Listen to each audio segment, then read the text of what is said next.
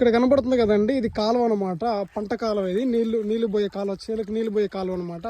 So మనం ఏం చేసామంటే ఇక్కడ క్రాస్లో మనం వచ్చేసి బండి ఆ కాలువలో దింపాము. దింపంగానే బండి అయితే ఇంజిన్ అయితే ఎక్కిందండి. లాస్ట్కి వచ్చేసరికి అడ్డ చూస్తున్నారు కదా, అడ్డబొట్టుకుని బండి అయితే స్టక్ అయిందనమాట. ముందలకి మూవ్ అవ్వలేదు, బ్యాక్కి మూవ్ అవ్వలేదు.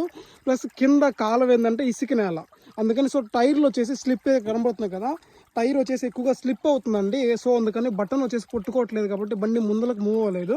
మేము ఏం చేసామంటే అడ్డోడ తీసిన బండి ముందలకి మూవ్ చేద్దామని అనుకున్నాము.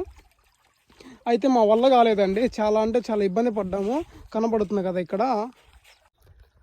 సో ఇదండి పరిస్థితి, చూసారు కదా. అడ్డ అయితే ఇరుక్కుందండి, కింద బాగా అడ్డ లోతుకి గడ్డబొట్టుకొని బండి ఇంజిన్ వచ్చేసి ముందరగా రావట్లేదు అనమాట. సో మేము ఏం చేస్తున్నామంటే వేరే ట్రాక్టర్ తీసుకుంటానికి వెళ్ళాము. ట్రాక్టర్తో మోగట్టి లాగటానికి వచ్చేసి ప్రయత్నం చేస్తున్నాం అనమాట. చూసారు కదండి, ఇది అనమాట ఈరోజు బండి, మన ఎక్సమ్ బండి పరిస్థితి.